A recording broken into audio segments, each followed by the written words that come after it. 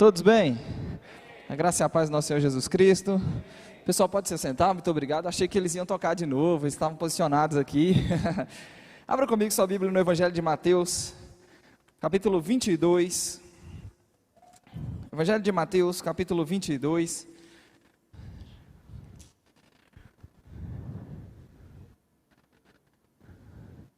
Graças a Deus, muita gente nova chegando. E com muita gente nova chegando, a gente entende também que alguns temas eles precisam ser recorrentes. Alguns temas precisam ser pregados. E nessa noite eu quero abordar um dos temas que mais impacta a minha vida. Tenho certeza que também aqueles que já fizeram rema, aqueles que há algum tempo já caminhando com a gente, eu tenho certeza que a palavra de Deus vai te alcançar nessa noite. Esse é o propósito. Mateus capítulo 22, a partir do verso 1, você achou? O texto diz: de novo entrou Jesus a falar por parábolas, dizendo-lhes: o reino dos céus é semelhante a um rei, que celebrou as bodas de seu filho. Verso 3, então enviou seus servos a chamar os convidados. Pode repetir comigo, os convidados? O texto diz, para as bodas, mas estes não quiseram vir. Enviou ainda outros servos com esta ordem: dizei aos convidados, eis que já preparei o meu banquete, meus bois cevados já foram abatidos, tudo está pronto, vinde para as bodas.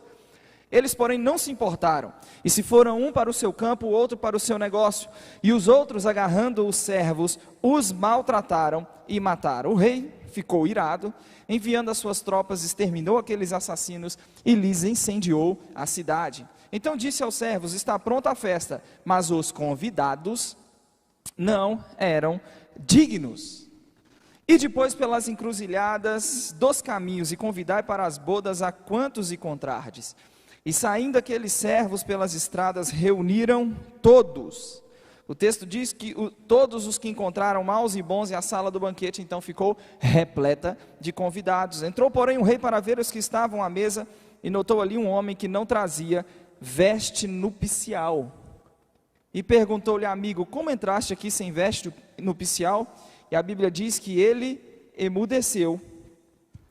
Então ordenou o rei aos serventes: amarrai-o de pés e mãos nas trevas, e lançai-o para fora nas trevas. Ali haverá choro e ranger de dentes, porque muitos são chamados, mas poucos são escolhidos. Sabe, irmãos, eu sei que uma leitura rápida, como nós fizemos aqui do texto, não ajuda, né? Talvez deixe mais confuso do que ajude a entender o que Jesus quer contar nessa parábola. Bom, nós precisamos entender o momento do Evangelho onde essa parábola é contada por Jesus. Você tem no Evangelho de Mateus aquilo que os estudiosos dizem, que o Evangelho de Mateus junto à Epístola aos Hebreus são dois livros que um judeu melhor entenderia por sua linguagem judaica. Por exemplo, o Evangelho de Mateus, genealogia, eu sei que não é aquela porção da Escritura que você gosta muito de ler, alguém se identifica aqui, é um tanto de nome difícil, né? Mas a genealogia, talvez para nós ocidentais não tenha tanta importância, mas para um judeu é carregado de sentido, carregado de importância. As genealogias, elas eram deixadas em arquivos públicos, onde poderiam ser consultadas. E o Evangelho de Mateus começa justamente com a genealogia de Jesus. Jesus, filho de Davi, filho de Abraão. Para nós isso talvez não tenha tanta importância, mas um Messias judeu não seria aceito se não viesse da casa de Davi, se não fosse descendente de Davi, se não fosse judeu descendente de Abraão. E o Evangelho, a mensagem do reino, começa imediatamente a ser pregada por João Batista no capítulo 3. E a mensagem de João é: arrependei-vos, produzi frutos dignos de arrependimento. Não acreditem que o simples fato de vocês serem descendentes de Abraão vai garantir a vocês bênção e salvação. Vocês precisam se arrepender, precisam produzir frutos dignos de arrependimento. O próprio Jesus, quando batizado no deserto, quando batizado vai ao deserto, regressa do deserto, ele e o próprio Jesus passa a pregar: arrependei-vos, está próximo o reino dos céus, em Mateus 4, no verso 23. Quando você dá um salto para o capítulo 9, no verso 35, a Bíblia diz que Jesus percorria não só a Galileia, mas todas as cidades e povoados, pregando o evangelho do reino, curando toda sorte de doenças e enfermidades. Mas parece que a partir do capítulo 11, o livro vai dar uma virada, o evangelho vai dar uma virada completa. Porque nós vamos perceber que a nação Israel estava rejeitando Jesus. No capítulo 11, por exemplo, eu não quero sobrecarregar, obviamente, com muita informação, já já eu vou chegar com você onde eu quero chegar. Mas o capítulo 11, no verso 16, Jesus começa a perceber e deixar claro a rejeição e as consequências da rejeição. Por exemplo, no capítulo 11, verso 16, Jesus diz: a quem eu vou comparar esta geração? É semelhante aos meninos que sentados nas praças gritam aos companheiros: nós tocamos flauta e vocês não dançaram, entoamos lamentações e vocês não prantearam. O que isso significa? Ele explica no versículo seguinte: veio João, e ao invés dessa geração se arrepender com a pregação de João, vocês chamaram João de endemoniado. Aí veio o Filho do Homem, e ao invés de vocês receberem a mensagem através do Filho do Homem, se arrependerem, vocês chamaram o Filho do Homem de glutão, bebedor de vinho, amigo de publicanos e pecadores. E a Bíblia agora, um Jesus que lá atrás começou a pregar por toda a Galiléia, por todas as cidades e povoados, ele começa agora a anunciar as consequências da rejeição. Ele diz: vai chegar um momento que vocês experimentarão, e ele cita cidades específicas como Corazim, Betsaida, Cafarnaum, vocês vão experimentar um juízo muito mais severo. Quando chegamos no capítulo 21, ele conta mais uma parábola que deixa claro não só a rejeição, como também as consequências da rejeição. E aí nós chegamos nessa parábola específica, aqui do capítulo 22, onde a parábola retrata exatamente o que vai acontecer com a nação. O rei vai celebrar as bodas do filho e manda chamar os convidados. Quem são os convidados? Diga: judeus. E o texto deixa claro que os judeus não quiseram e não se importaram. E a Bíblia diz que porque eles não quiseram, não se importaram, não atenderam o convite, eles não eram dignos. O rei fica irado, envia suas tropas, extermina aqueles malvados, lhes incendeia a cidade, então manda pelas encruzilhadas. Vai então pelas encruzilhadas e convida a todos quantos vocês encontrarem pelo caminho, maus e bons. Quem são esses? Se você voltar um pouquinho comigo no capítulo 21, volta rapidamente aí no capítulo 21. Quem achou? 21, palavras do próprio Senhor Jesus, ele diz, verso 43, 21, 43, portanto, eu vos digo que o reino de Deus vos será tirado e será entregue a um povo que lhe produza os respectivos frutos. Vai ser tirado de quem e dado a quem? Veio para o que era seus, os judeus, João 11, mas os seus não receberam, mas a todos quanto receberam, deu-lhes o poder de serem feitos filhos de Deus. O que Jesus está dizendo? Primeiramente, inicialmente, foi oferecido a você, Israel, mas você não quis, não se importou. Jesus diz, vai ser tirado de você e vai ser dado a um povo que vai produzir os respectivos frutos. Na parábola do capítulo 22, entendido que o primeiro grupo é Israel, amém? Quem é o segundo grupo? Vai pelas encruzilhadas. Convida a todos que vocês encontrarem pelo caminho, maus e bons, e a sala então do banquete está repleta de convidados. Quem é esse segundo grupo? Os gentios, os não-judeus, as nações. Está comigo até aqui, pessoal? Onde eu quero chegar com você? O texto traz um detalhe muito específico. O texto diz que entra o rei para ver os que ali estavam, e nota um homem que não está vestido com veste nupcial, e pergunta, como você entrou aqui sem veste nupcial? E a Bíblia diz que ele emudeceu, foi ordenado que o amarrasse pés e mãos, lançado nas trevas, onde haverá choro e ranger de dentes, porque muitos são chamados, mas poucos são escolhidos. A dignidade do primeiro grupo é medida por aceitar ou não aceitar o convite. Eles não eram dignos, eles não aceitaram o convite. No segundo grupo, a dignidade do segundo grupo já é medida por estar ou não vestido com veste nupcial. Quem notou isso no texto comigo? E a pergunta então a ser respondida é, o que vestes significa na Bíblia? Porque o fato de não estar vestido com veste nupcial foi determinante, foi decisivo. Amarrado de pés e mãos, lançado nas trevas, onde haverá choro e ranger de dentes. Irmãos, é assustador. A mensagem das vestes, ela aparece de Gênesis a Apocalipse. Por exemplo, Apocalipse 22, verso 14. Todos aqueles que lavaram as suas vestiduras e as alvejaram no sangue do Cordeiro, terá direito à árvore da vida que se encontra no paraíso de Deus. Se você vai comigo para Gênesis 3, vá lá comigo, Gênesis capítulo 3. Capítulo 3 de Gênesis, a mulher é tentada, cede à tentação, come do fruto, dá ao marido, ele também come, você conhece a história. Quero ler com você o verso 7, Gênesis capítulo 3. Verso 7.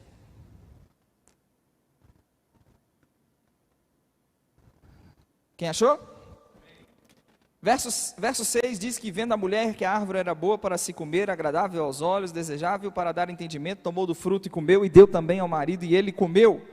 Verso 7 diz então, abriram-se então os olhos de ambos, e percebendo que estavam o quê? O que está escrito aí? Percebendo que estavam nus, coseram folhas de figueira e fizeram cintas para si. Quando ouviram a voz do Senhor Deus que andava no jardim pela viração do dia, esconderam-se do Senhor Deus, o homem e sua mulher, por entre as árvores do jardim. E chamou o Senhor Deus ao homem e lhe perguntou, onde estás?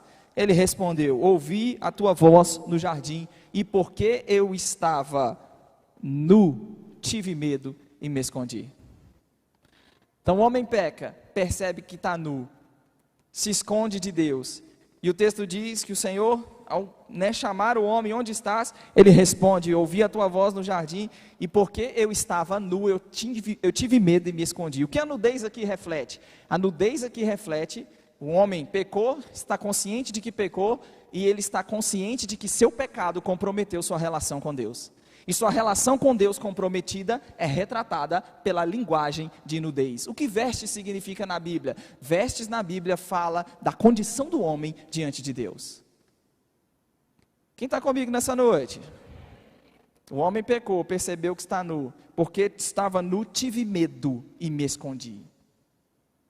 A nudez reflete, e o homem está consciente de que seu relacionamento com Deus está comprometido por causa do pecado, que esse relacionamento comprometido é retratado na linguagem de nudez. Mas se você pula para o verso 21, 3, 21, a Bíblia diz que fez o Senhor Deus, vestimentas de pele para Adão e sua mulher, e os vestiu.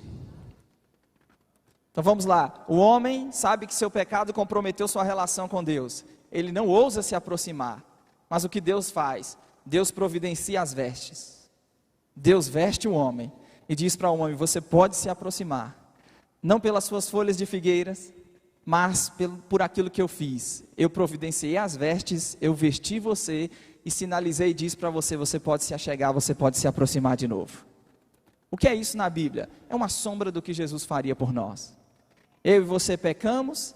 E nas maiores religiões do mundo, nas principais religiões do mundo, quando o assunto é o relacionamento com a sua divindade, o seu Deus, seja lá ele qual for, medo é o sentimento, é a emoção que as pessoas demonstram. Os hindus oferecem sacrifícios nos templos, os muçulmanos se curvam tanto a ponto de suas testas tocarem o chão. No judaísmo não era diferente, as crianças judaicas cresciam ouvindo histórias da montanha que se mostrou fatal para aquele que ousasse se aproximar indevidamente. Entrar no santo dos santos, se não fosse um sumo sacerdote, depois de um ritual rigorosíssimo de purificação, era morte, era cair fulminado, morto na certa. Mas aí vem Jesus, e em Jesus Deus encontra uma forma de se relacionar com o ser humano que não passava pelo medo. Em Jesus e por meio dele, Deus sinalizou e apontou para o homem, você pode se achegar de novo, você pode se aproximar. Você tem um animal inocente que é morto, para que com as vestes, as peles daquele animal, a vergonha e a culpa do homem pudesse ser coberto pela inocência daquele animal. Deus está fazendo uma substituição. Você tem homem culpado, animal inocente. O que Deus faz? Deus sacrifica o inocente. Ao sacrificar o inocente, o que Ele está fazendo? Transferindo a culpa do homem para o animal inocente, para consequentemente transferir a inocência do animal por meio daquelas peles, poder cobrir a nudez do homem. A Bíblia diz em Isaías 61 no verso 10, Isaías capítulo 61 verso 10, a Bíblia diz, o pessoal vai, não sei se está projetando aqui, Isaías 61 verso 10, se você quiser chegar lá comigo.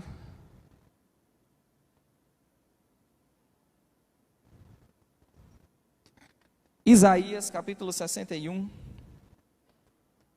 verso 10, quantos acharam?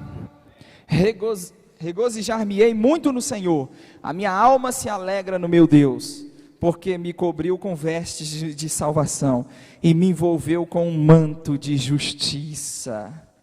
Como noivo se adorna de turbante, como noiva que se enfeita para as suas joias. Havia uma profecia de que nós seríamos vestidos com vestes de salvação, seríamos envolvidos em um manto de justiça. Você vai para a nova aliança, vá comigo para o capítulo 3 de Romanos. Capítulo 3 de Romanos. Olha o que a Bíblia diz.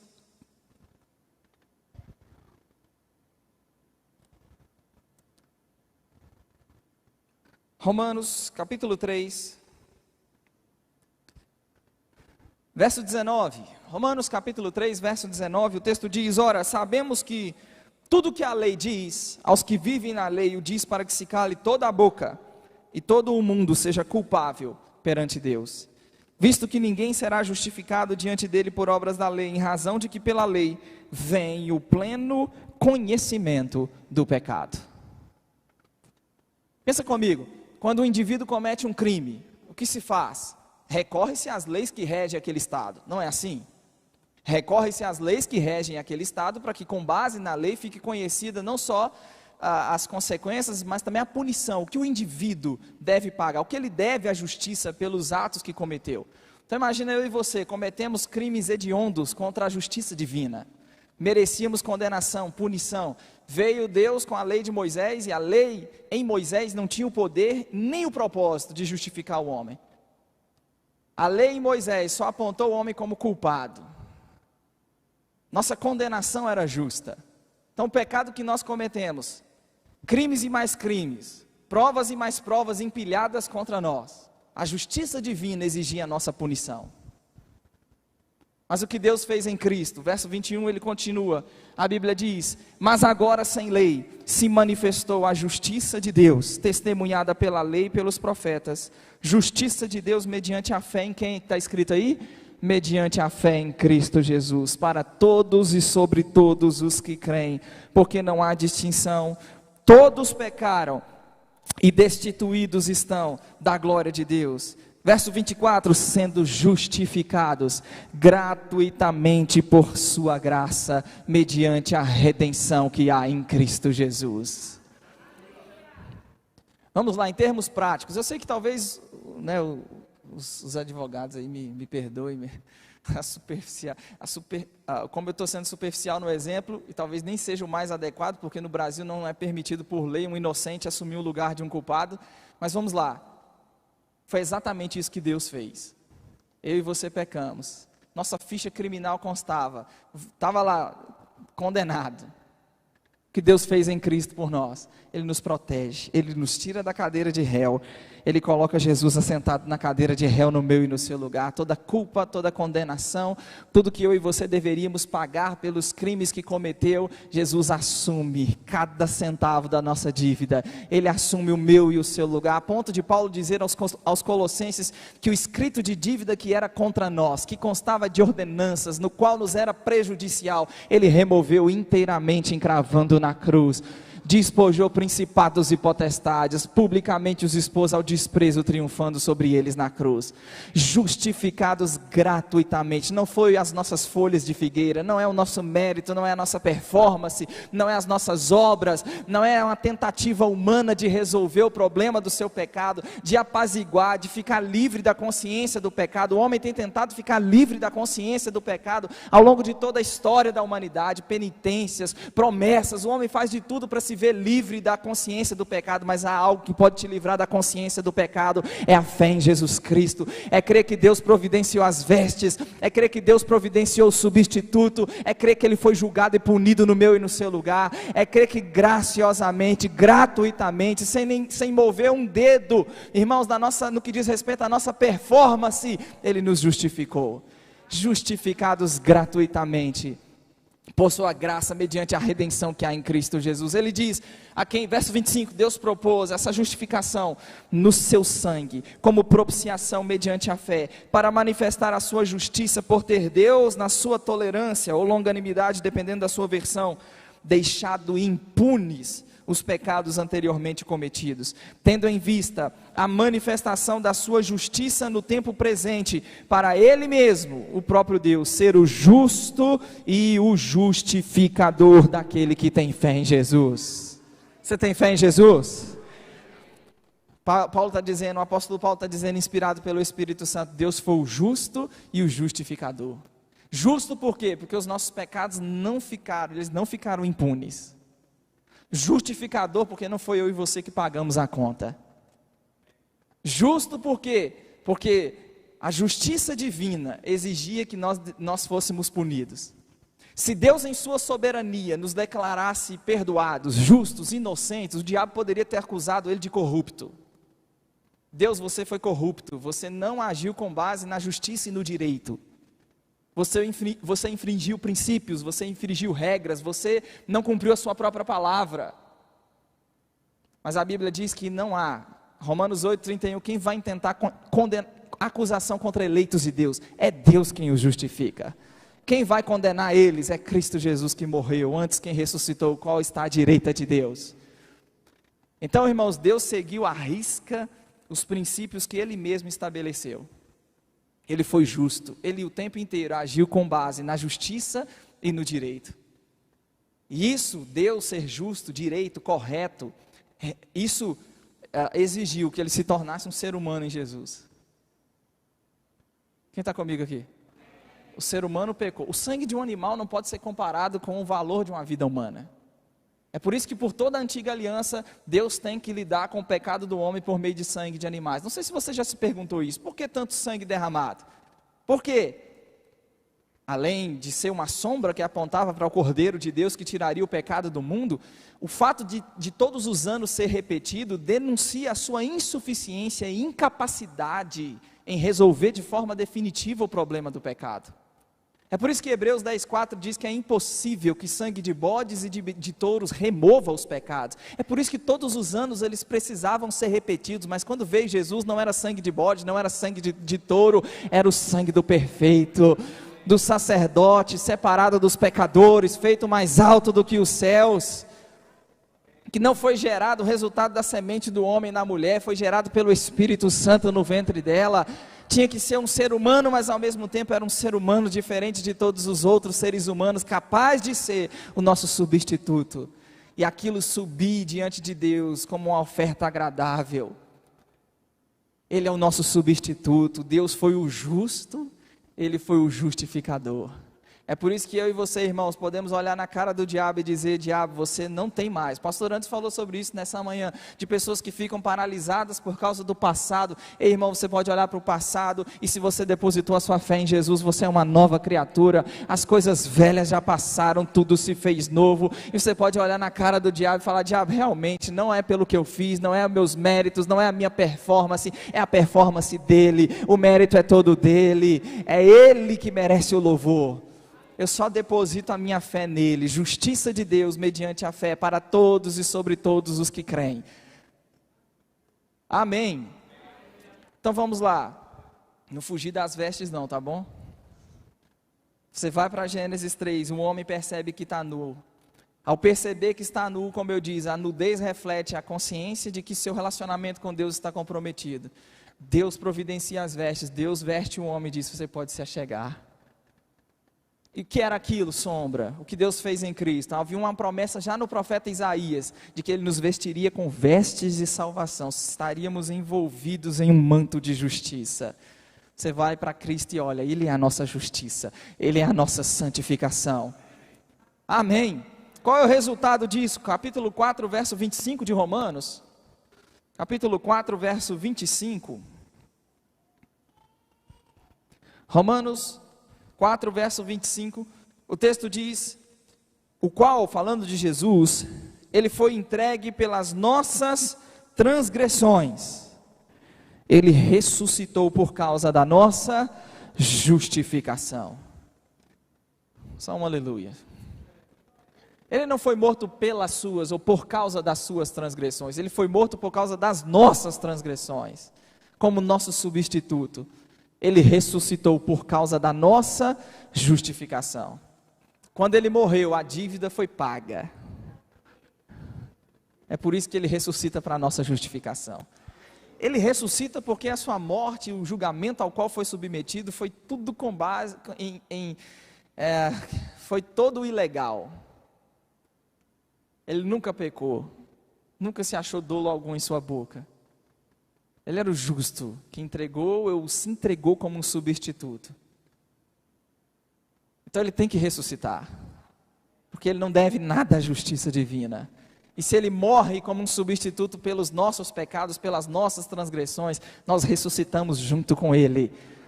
Porque uma vez que ele pagou, nós também não devemos nada à justiça divina. É muito comum, você vai tirar passaporte, vai tirar visto, e aí você tem que fazer um procedimento. Você vai no site da Polícia Federal e você tira lá um atestado de bons antecedentes. Não é assim? Irmão, se mandar puxar a minha e a sua ficha no reino do Espírito, alguém pagou. Amém. Capítulo 5, verso 1, então, diz respeito à nossa condição diante de Deus. Justificados, pois, mediante a fé. Nós temos o quê? Paz com Deus, por intermédio de nosso Senhor Jesus Cristo. O que Adão procurou, cobrindo sua nudez com as folhas de figueira, Deus nos deu gratuitamente em Cristo. Quer ser justo diante de Deus, está numa posição correta diante dele. Nós estamos em uma posição correta diante de Deus, por causa de Cristo, ou porque depositamos a nossa fé nele, naquilo que ele fez por nós como nosso substituto, na sua morte, sepultamento e ressurreição. Justificados por fé, nós temos paz com Deus. Olha o verso 2, por intermédio de quem obtivemos igualmente acesso pela fé a esta graça, na qual nós estamos firmes e gloriamo-nos na esperança da glória de Deus. É uma mudança completa de expectativa. Romanos 3:23 diz o quê? Pecadores que nós éramos e estávamos destituídos da glória de Deus. Mas parece que muitos crentes ficaram só em Romanos 3:23. Se esqueceram de ler os versos 24, 25, 26. Se esqueceram de ler o capítulo 4, o capítulo 5. E o capítulo 5, verso 1 diz respeito à nossa condição. Justificados por fé em Jesus, temos com quê? Paz com Deus. Aí não para por aí, ele diz, por intermédio dele, Cristo, obtivemos igualmente acesso pela fé a esta graça que nos justificou. Não é pelas obras, é pela graça. Então, por intermédio dele, obtivemos acesso pela fé a esta graça. Nela nós estamos firmes. E aí Romanos diz, e gloriamo-nos na esperança da glória de Deus. Talvez a revista atualizada, um português um pouco mais antigo, arcaico, não ajuda a entender tanto. Mas se você vai para versões como NVI, NVT, um clarão se abre diante de você. Ele diz, gloriamo-nos na esperança da glória de Deus, poderia também ser traduzido assim, nos gloriamos porque estamos com a expectativa de que vamos experimentar a glória de Deus. E o que a justiça fez por nós? Nos tirou da condição de pecadores da glória de Deus, nos colocou corretos, em uma posição correta, em paz, relacionamento, reconciliado com Deus, e não para por aí. A expectativa nossa agora é de que vamos experimentar a glória de Deus. Tem glória para você, crente. A vida do crente é de glória em glória. Vai brilhando cada vez mais, até a glorificação, transformação dos nossos corpos, o corpo de humilhação transformado para ser igual ao corpo da glória do próprio Senhor Jesus Cristo. A glória tomar toda a criação. Fala para alguém que está perto de você, glória é o que te aguarda. Amém. Capítulo 5 ainda. Deixa uma marcado aí, se você está lendo Romanos capítulo 5, deixa guardado aí Romanos 5, e vá comigo para Apocalipse 19. Eu disse que a mensagem das vestes aparece de ponta a ponta na Escritura. No capítulo 19 de Apocalipse,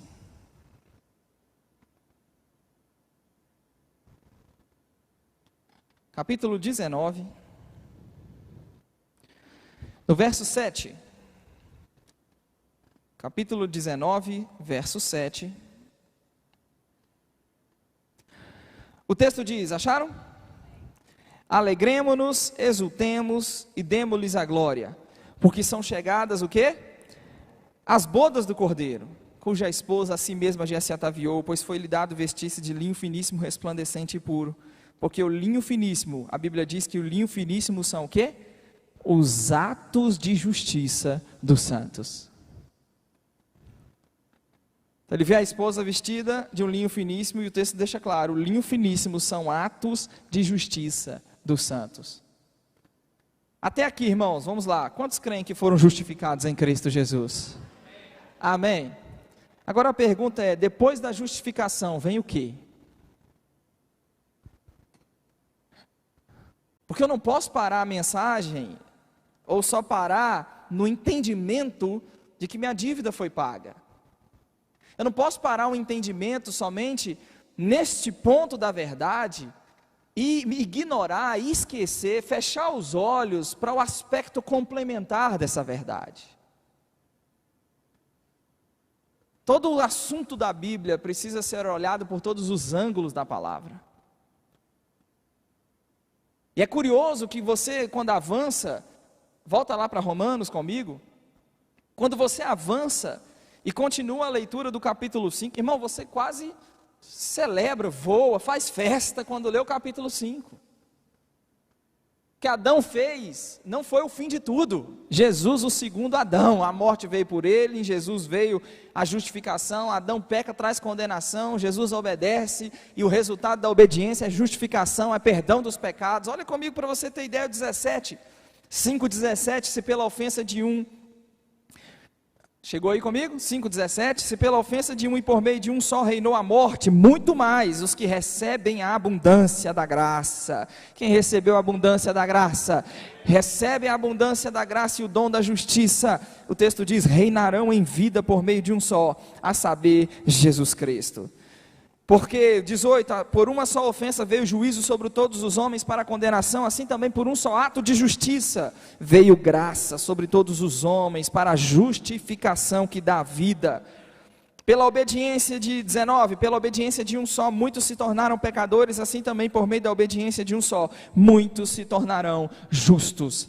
Sobreveio a lei para que avultasse a ofensa, ou deixasse a ofensa, ressaltada, destacada, mas onde abundou o pecado, nem se compara ao que a graça fez, superabundou a graça de Deus, a fim de que, como o pecado reinou pela morte, então Adão pecou, amém? A morte entrou no mundo, e de quebra, com a morte que entrou no mundo, entrou ou se estabeleceu também o domínio do pecado sobre a raça humana. Então, assim como o pecado reinou pela morte, se onde abundou graça, se onde abundou o pecado, superabundou a graça, o que reina agora é a graça pela justiça para a vida eterna, mediante o nosso Senhor Jesus Cristo.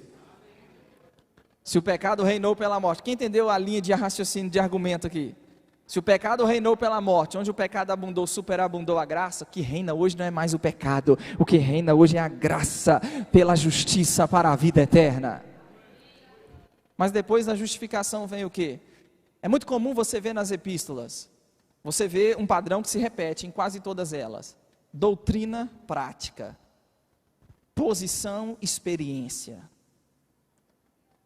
Eu não posso parar somente no entendimento da doutrina, ou do aspecto legal. O que é legal precisa se transformar em experiência pela fé na caminhada. E parece que muitos crentes tropeçam nisso. O livro não acabou no capítulo 5, verso 21. Como o livro continua? Como o capítulo 6 continua? E aí? Que diremos, pois? Permaneceremos no pecado, para que a graça seja mais abundante? Antes que alguém fique tentado a pensar de que, se abunda pecado, superabunda a graça, bora continuar pecando, para que continue havendo um transbordar da graça. É quase como se o apóstolo Paulo, inspirado pelo Espírito Santo, se antecipasse a qualquer tipo de raciocínio desse, ou como esse. Você vai permanecer no pecado para que graça continue sendo abundante? Ele diz, de modo nenhum. Como viveremos no pecado, nós os que para ele morremos? O que ele vai ensinar? Jesus, lembra quando ele foi sepultado? Pelas nossas transgressões, lembra 4:25? Quando ele foi sepultado com ele o velho homem. Quando o velho homem foi sepultado, nós deixamos de ser escravos do pecado. Quando Jesus ressuscitou dos mortos, ressurgiu com ele um novo homem para viver uma nova vida. Verso 11, leia comigo o verso 11. O texto diz, Capítulo 6, verso 11. Assim também vós, considerai-vos, uma vez que morremos para o pecado, foi sepultado com ele o velho homem, amém? Considerai-vos também vós mesmos, mortos para o pecado, mas vivos para Deus em Cristo Jesus. E o que não pode existir na vida cristã é muita gente querendo dar vida àquilo que está morto. Não reine, portanto, o pecado em vosso corpo mortal, de maneira que obedeçais às suas paixões, nem ofereçais cada um os membros do seu corpo ao pecado como instrumentos de iniquidade. Se é justo agora, ofereçam os membros do seu corpo como ressurreto dentre os mortos, os vossos membros a Deus, para servirem à justiça. Porque, 14, o pecado não terá domínio sobre vós, porque não estáis debaixo da lei, sim debaixo da graça. Só lembra, onde abundou o pecado, superabundou a graça, estamos debaixo da graça. Então significa que na graça o pecado não tem mais domínio sobre nós. Agora, eu não posso, em nome da justiça, viver uma vida leviana, pecaminosa. Afinal de contas, eu sou justo. Isso é incompatível com a verdade bíblica. Irmão, nós podemos cantar, ficar rouco de tanto gritar que sou justiça de Deus, mas se isso não se transforma em experiência na caminhada, se isso não se transforma, se isso não é expresso na forma como eu falo, na forma como eu me comporto, onde eu ponho os meus olhos, o que eu permito entrar pelos meus ouvidos, precisa existir essa compatibilidade, não pode, irmãos, destoar a verdade da justiça. Essa verdade da justiça precisa estar expressa na nossa vida diária. João fala da esposa vestida de um linho finíssimo, mas fala, e o que ele diz que aquilo significa? Atos de justiça dos santos. Tony Cook disse, graça é mais do que um paraquedas que nos salvou de uma queda catastrófica. Graça é um catalisador que nos impulsiona a uma vida produtiva e frutífera. Capítulo 12 de Romanos, daqui para frente eu não tenho tempo de ensinar tudo, tem 12 minutos só ali. Mas daqui para frente na carta aos Romanos é só experiência, é só prática, é só comportamento. Então, dos capítulos 1 ao capítulo 5, nós temos a doutrina da justificação pela fé estabelecida, ponto final. Do capítulo 6 até o final do livro, nós temos a resposta, aquele que entendeu que foi justificado, que foi perdoado em Cristo Jesus, como este agora deve viver. E Paulo diz, se entendemos isso, nós não vamos permitir o pecado reinar no nosso corpo mortal, não vamos oferecer os membros do nosso corpo ao pecado. Acabou, isso ficou para trás, nós não somos mais escravos disso. No capítulo, por exemplo, ainda dentro dessa, capítulo 8, vá comigo rapidamente lá no capítulo 8. Capítulo 8, no verso 13 diz, 8, verso 12 na verdade. Assim pois, irmãos, somos devedores, não à carne, como se constrangidos a viver segundo a carne. A gente não deve nada para a carne. Amém, pessoal? Fique constrangido a fazer a vontade da carne. Oh, coitadinha da carne, tem que agradá-la de vez em quando. Não, olha a orientação bíblica, porque se viver de segundo a carne, caminhais para a morte. Até onde vai essa estrada? Não sei, mas ela está bem sinalizada. Se viver de segundo a carne, caminhais para a morte. Mas por causa da justiça, podemos mortificar os feitos do corpo pelo Espírito de Deus. Vamos mortificar os feitos do corpo e certamente nós viveremos. Capítulo 12 de Romanos. Capítulo 12, verso 1. Rogo-vos, pois, irmãos, pelas misericórdias de Deus, que apresenteis o vosso quê? O que está escrito aí? Apresente o vosso corpo por sacrifício vivo, santo e agradável a Deus, que é o vosso culto racional, e não vos conformeis com este mundo. Eu sei que geralmente uma ênfase grande é dada no verso 2, em não entrarmos no molde, na forma, no sistema desse mundo, transformar a nós mesmos pela renovação da nossa mente, ok, mas há uma profundidade tão grande no verso 1, ele diz no verso 1 que nós devemos apresentar, e ele está rogando pelas misericórdias de Deus. De acordo com Rick Renner, Rick Renner é um estudioso do grego, que o ministério traduz muito de seus livros. Esse rógavos no grego é um apelo. É mais do que somente uma sugestão, é um apelo. Apresenteis o vosso corpo. Então, ele apresentar o corpo, ele associa a sacrifício. E ele associa a culto. Apresenteis o vosso corpo por sacrifício vivo, santo e agradável. Paulo está usando a imagem do quê? Do Antigo Testamento, onde sacrifícios eram partes do culto que os israelitas davam a Deus. Em outras palavras, o que Paulo está dizendo? Aquele que apresenta o seu corpo como sacrifício vivo, santo e agradável a Deus, isso é uma forma de culto. Cultuamos a Deus. Ele não está falando de literalmente você você machucar você mesmo, trazer algum dano ao seu corpo. Não é disso que ele está falando. Em outras palavras, a imagem de sacrifício, de culto, feito isso com o corpo. O que ele está dizendo? Quando eu apresento o meu corpo como sacrifício vivo, parte disso nós lemos no capítulo 6, não permitir o pecado reinar no corpo mortal, não entregar os membros do corpo ao pecado, se viver segundo a carne, ou seja, não viver segundo a carne, mortificar a carne. Então, quando eu não deixo, quando eu não permito, quando a carne não me governa, isso é um culto que eu estou dando a Deus. O culto a Deus não é só entrarmos aqui nesse ambiente, levantarmos mãos e cantarmos ao Senhor. Parte do nosso culto a Deus é quando a carne não nos governa. É quando vivemos na vida diária, onde não tem ninguém olhando, não tem ninguém aplaudindo, e lá onde de fato quem nos conhece, o Senhor está vendo, nós estamos vivendo práticas de justiça, atos de justiça. Amém. Quem está comigo nessa noite? Infelizmente tem um cenário bíblico que vai na contramão disso. Por exemplo, Apocalipse capítulo 4. Estou terminando, mais 2 textos com você. Apocalipse capítulo, na verdade 3. Apocalipse capítulo 3.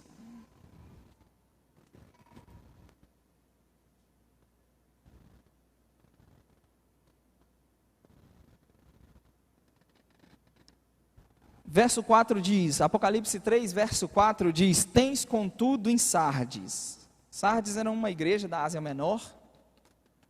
Jesus envia uma mensagem a essa igreja, e o texto diz: tens contudo em Sardes umas poucas pessoas que não contaminaram as suas vestiduras, e andarão de branco junto comigo, pois são dignas. Não é triste Jesus olhar para uma igreja e dizer: tem pouca gente aí no meio da igreja que não contaminou as vestes? O que contamina as vestes? O pecado contamina as vestes. Nós não podemos viver uma vida cristã onde somos tentados a acreditar que somente dizer sim para o Senhor é o suficiente. Tem muita gente vivendo uma vida cristã acreditando e dizendo que eu disse sim para o Senhor. Bom, eu disse sim para o Senhor, eu passei pela porta, mas tem um caminho a ser percorrido, e esse caminho a ser percorrido é de pureza, de santidade, de consagração. Eu não estou pregando perfeição, eu não estou dizendo que alguém que se converteu no outro dia vai ser o perfeito. Eu estou amadurecendo, você está amadurecendo, amém? Agora, o que não pode haver é muita gente em nome da justiça, em nome do eu sou justo, eu não sou mais pecador. Irmão, eu concordo com isso, eu estou pregando isso nessa noite, mas não pode existir uma vida que não corresponda a essa declaração. E Jesus, olha, tem poucas pessoas que não contaminaram as vestes. Então vamos lá, a Bíblia fala de vestes. No último capítulo, no último livro, no primeiro livro, no terceiro capítulo, a Bíblia vai voltar a falar de vestes. E a Bíblia está falando sobre aqueles que não contaminaram as suas vestes e andarão de branco junto com o Senhor. C.S. Lewis disse: se o cristianismo é verdade, ele tem infinita importância. Se ele é mentira, ele não tem nenhuma importância. O que ele não pode ser é de moderada importância. É tudo ou nada, gente. Se é quente ou se é frio, ou é quente ou é frio. Se for morno, o Senhor diz: vou rejeitar. Jesus diz: é sim, sim ou não, ou não, não. Quem não é por mim é contra mim, quem comigo não ajunta espalha. Judas fala para nos compadecermos daqueles que estão na dúvida, arrebatando-os do fogo. E quanto a nós outros, ele diz, os crentes, vocês, ele diz, vocês devem ser compassivos em temor, detestando até a roupa contaminada pela carne. Se a roupa foi contaminada pela carne, Judas mandou detestar até ela. Que dirá o pecado? Diga, eu não vou manchar as minhas vestes. Eu não vou sujar as minhas vestes. Capítulo 16, capítulo 16 de Apocalipse.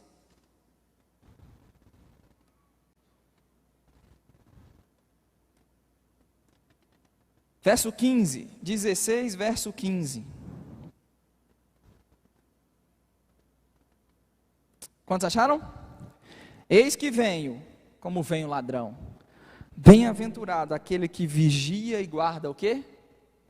As suas vestes, para que não ande nu e não se veja a sua vergonha. Espera lá, vamos lá. A Bíblia fala da possibilidade de sujar as vestes. Poucas pessoas que não contaminaram as vestes, mas a Bíblia fala também da possibilidade de perdê-las. E pior do que sujar é perder. Ou sujar de forma deliberada pode levar ao terrível estado de perdê-las. Eu não estou pregando condenação. Mas você não pode fazer de conta que não vê textos em Hebreus, como Hebreus capítulo 10, verso 26. Se viverdes deliberadamente em pecado, depois de ter recebido o pleno conhecimento da verdade, já não resta sacrifício pelos pecados. Olha a seriedade desse texto, gente. Olha como o texto continua. Pelo contrário, se for rápido de endereço, pode colocar Hebreus 10, 27. Pelo contrário, certa expectação horrível de juízo, fogo vingador, prestes a consumir os adversários. Pelo depoimento de 2 ou 3 testemunhas, morrem quem tiver rejeitado a lei de Moisés. Julgais vós de quão mais severo o castigo será considerado aquele que calcou os pés do Filho de Deus, profanou o sangue da aliança com o qual foi santificado e ultrajou o Espírito da graça. O Senhor disse, a mim pertence a vingança, eu retribuirei, o Senhor julgará o seu povo. Horrível coisa é cair nas mãos do Deus vivo. Essa mensagem se aplica a todos? Está escrevendo para a igreja, ok, gente? Mas se aplica a todos? Não! Ele está falando para quem? Para quem de forma atrevida, deliberada, proposital, consciente, decide em se enveredar num caminho de pecado deliberado. É como se nós tivéssemos aqui alta tensão e inúmeras advertências. E a pessoa vai lá de forma atrevida, deliberada, comigo não vai acontecer nada. Alta tensão, corre risco de vida. E alguém diz, não, eu sou exceção à regra. E vai lá e talha a mão aqui. Estava avisado ou não estava, gente? Hein? Estava avisado ou não estava? O fato de ter alta tensão aqui faz com que esse ambiente aqui seja perverso? Hein? Isso aqui é perverso. É isso que está? Não, é tão bom, tão bom, tão bom, que foi colocado inúmeros avisos e advertências. Eu não quero que você entre naquele lugar ali, eu não quero que você mexa com aquilo, que mexer com aquilo vai trazer consequências. Irmão, a gente tinha que ter nojo do pecado. O pecado comprometeu a nossa relação com Deus. O pecado nos tirou do paraíso, o pecado comprometeu a nossa comunhão. Eu tenho que olhar para o pecado e dizer, eu não vou ter relação com você, porque foi isso que me desfigurou, foi isso que comprometeu lá no início. Eu não vou. O projeto, o ideal de Deus para mim e para a sua vida é viver em santidade, em consagração. Você vai chegar no final do ano, você vai olhar para o tanto que você avançou. Essa prática na minha vida não existe mais, essa prática não existe mais também. Eu não falo mais mentira, eu falo a verdade agora. É assim a vida do crente. E eu citei somente um texto, mas vários outros poderiam ser mencionados. Paulo fala em 2 Timóteo capítulo 2, daqueles que negam o Senhor. Quem perseverar, comigo vai reinar. Quem me negar, eu também vou negar. 2 Timóteo capítulo 2. Pedro capítulo 2, versos 20 a 22, fala daqueles que, mesmo depois de terem escapado das contaminações do mundo, mediante o conhecimento de nosso Senhor Jesus Cristo, são heredados e vencidos, Com ele se cumpriu o que diz certo adágio verdadeiro. Seu estado se tornou pior do que o primeiro, e com eles, então, o texto continua, se cumpriu o que diz certo adágio verdadeiro. O cão voltou ao seu vômito, a porca lavada voltou a revolver-se no lamaçal. Diga comigo, estou recebendo vacina nessa noite. Está me protegendo. Você crê nisso comigo nessa noite? Está me protegendo. Mateus 22, o rei entra e nota um homem que não está vestido com veste nupcial. Se você vai estudar a história, você vai ver que em ocasiões como essas, festividades como essas, era fornecida as vestes, para que a pessoa estivesse vestida adequadamente para a ocasião. Lembra que o texto diz, vai pelas encruzilhadas, convida a todos que vocês encontrarem. Mas ele não estava vestido com veste nupcial. O Apocalipse diz, vigia e guarda as vestes. Nós não vamos comprometer aquilo que Deus fez em Cristo por nós. Pelo contrário, nós vamos viver cada vez mais consagrados, cada vez mais amando ao Senhor, cada vez mais amando a palavra, cada vez mais vivendo na justiça, não para alcançar a salvação, é porque nós já alcançamos ela pela fé em Cristo Jesus, e a vida do justo agora vai ser manifesta, vai ser expressa num comportamento justo, correto, direito, de acordo com aquilo que é os padrões da vontade de Deus. Ele nos habilitou, Ele nos capacitou para isso. Sua graça está em nós, operando em nós, sua vida está em nós, operando em nós. Vamos orar nessa noite? Fica em pé comigo.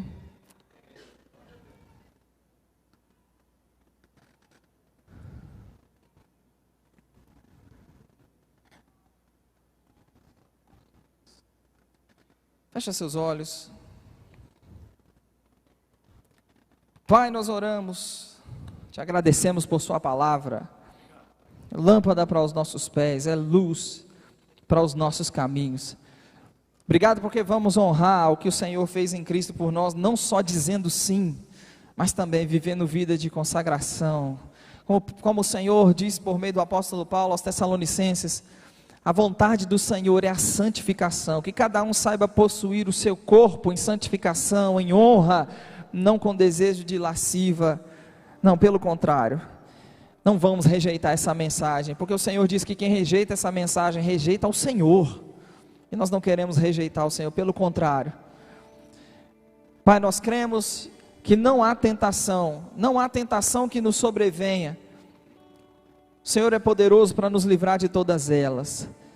A Bíblia diz que o Senhor, junto com a tentação, vai prover livramento, de sorte que possamos suportar. Há um trono de graça que podemos nos aproximar e que experimentaremos de uma graça que nos socorre. Um sumo sacerdote, obrigado por Senhor Jesus Cristo, nosso sumo sacerdote, que se compadece de nós na nossa fraqueza, que em todas as coisas foi tentado, mas sem pecado. E esse sumo sacerdote que nos socorre, que nos ajuda a vencer a tentação, que nos ajuda a andar em pureza e em santidade, nos ajuda a viver aquilo que é o seu ideal, aquilo que é a sua vontade, aquilo que o Senhor espera de nós. Nós não vamos manchar as nossas vestes, em nome de Jesus. Faça mesmo uma oração ao Senhor de consagração. A Bíblia diz que aquele que está de pé, cuidado para que não caia. Nós nos manteremos de pé por causa da graça, do poder dele operando nas nossas vidas. Mas talvez você que entrou aqui nessa noite e por algum momento caiu, não é esse lugar que Deus te quer. Se erga, se levante desse lugar. A Bíblia também diz que se confessarmos os nossos pecados, Ele é fiel e justo para nos perdoar os pecados e nos purificar de toda a injustiça. Quem confessa e deixa a sua iniquidade vai alcançar misericórdia, porque Ele é esse Deus misericordioso. Nós te agradecemos, Pai, por sua bondade, por seu amor. Nós te agradecemos, em nome de Jesus. Sabe, eu quero orar por você que nunca fez de Jesus seu Senhor. Está disponível pela fé, ser vestido com vestes de salvação.